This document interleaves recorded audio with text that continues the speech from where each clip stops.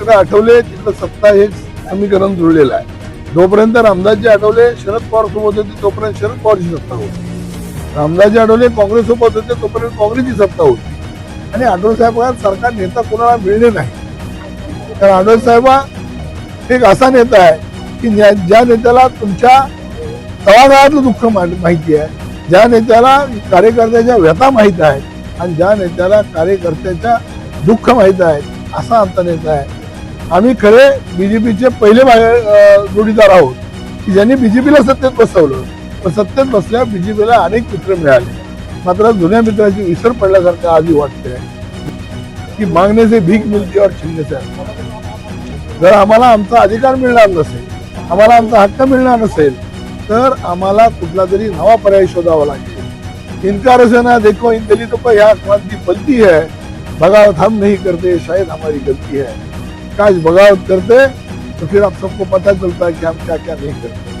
Sir काय सांगाल, गेल्या अनेक वर्षापासून आपण रिपब्लिकन पार्टी ऑफ इंडिया या पक्षाशी जोडलेले आहात, रामदास आठवले साहेबांबरोबर आपण जोडलेले आहात. कशा पद्धतीनं येत्या काळामध्ये सातारा असेल, पश्चिम महाराष्ट्र असेल, रिपब्लिकन पक्षाला उभारी देण्यासाठी आपली काय मोमेंट असणार आहे भविष्याच्या काळात? खरं तर आताच प्रकाशजीने सांगितलं की आमचा वाटा कुठे गेला हे आम्हाला अजून माहित नाहीये.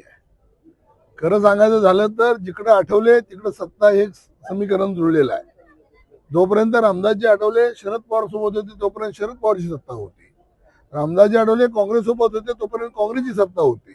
आणि ज्या वेळेला रामदासजी आठवलेने निर्णय घेतला महायुतीचा आणि भीमशक्ती आणि शिवशक्ती एकत्र केली, खरं तर ही केलेलं सगळ्यात मोठं हे त्याग आहे त्यांचा. की जर भीमशक्ती आणि शिवशक्ती ज्या वेळेला आठवले साहेबांनी भूमिका घेतली त्यावेळेला समाजातल्या 90% लोकांनी याच्यावर विरोध केला होता.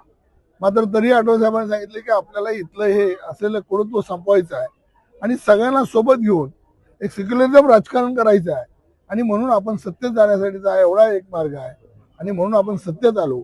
पण आता परिस्थिती आपल्या सगळ्यांच्या डोळ्यासमोर आहे. खरं तर आमची फक्त युती होती. आम्ही खरे बीजेपीचे पहिले जोडीदार आहोत की ज्यांनी बीजेपीला सत्तेत बसवलं. पण सत्तेत बसल्या बीजेपीला अनेक मित्र मिळाले. मात्र जुन्या मित्राची विसर पडल्यासारखं आधी वाटतंय. दुर्दैवाने सांगावं लागेल की आता आम्हाला म्हणावं लागेल की मागणे से भीक मिळते और छिनने से अधिकार. जर आम्हाला आमचा अधिकार मिळणार नसेल, आम्हाला आमचा हक्क मिळणार नसेल, तर आम्हाला कुठला तरी नवा पर्याय शोधावा लागेल. आणि तो पर्याय शोधण्याची जबाबदारी आठवले साहेबांची आहे. पण आठवले साहेबांसारखा संयमी नेता कुठंच मिळणार नाही. आठवले साहेब समाजाचा विचार करतात, आठवले साहेब कार्यकर्त्याचा विचार करतात आणि भांडत बसण्यापेक्षा कधीतरी आपला समाज सत्तेमध्ये जाईल या आशेपोटी आठवले साहेबांची आजपर्यंत चाललेली लढाई सुरू आहे. आणि अजूनही आठवले साहेबांची संयमता संपलेली नाही. नाही तर मग माझ्या भाषेतच सांगायचं झालं तर मी माझा डायलॉग मारतो की इनकार से ना देखो इन दलितों को यहाँ क्रांति फलती है, बगावत हम नहीं करते शायद हमारी गलती है. काश बगावत करते तो फिर आप सबको पता चलता है कि हम क्या क्या नहीं करते. आम्हाला तुमच्यावर भांडायचं नाही, कारण तुम्ही आमचे खरे मित्र आहात. पण मित्राने मित्रासारखं वागावं आणि सत्तेमध्ये स्थान प्राप्त करावं. तुम्ही सत्ता आले, निवडणुका आला की आरपीआयला विसरता आणि तुमच्या नव्या मित्रांना जोडता आणि जुन्या मित्रांना मात्र घराबाहेर बसवता.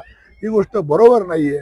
अजून आमचा संयम तुमच्या सोबत राहण्याचा आहे, तुम्हाला सोबत. कारण तुम्ही काय काय वेळेला काय काय निर्णय असे घेता जे निर्णय समाज हिताऊ असतात आणि म्हणून आम्ही तुमच्या सोबत आहोत. पण आता हा एक निर्णय घ्या की अजूनही कार्यकर्ता संयमशील आहे. कार्यकर्त्याला सत्तेमध्ये जायचं आहे. आठवले साहेबांना तो कार्यकर्ता सत्तेत पाठवायचा आहे. आणि आठवले साहेबांसारखा नेता कोणाला मिळणे नाही. कारण आठवले साहेब एक असा नेता आहे की ज्या नेत्याला तुमच्या तळागाळातलं दुःख माहिती आहे, ज्या नेत्याला कार्यकर्त्याच्या व्यथा माहीत आहेत आणि ज्या नेत्याला कार्यकर्त्याच्या दुःख माहीत आहेत, असा आमचा नेता आहे. आणि म्हणून आमचा नेता अजून संयमी आहे. आमच्या नेत्याचा संयम तुम्ही तोडू नये एवढीच मी या प्रकरणी आवाहन करेन.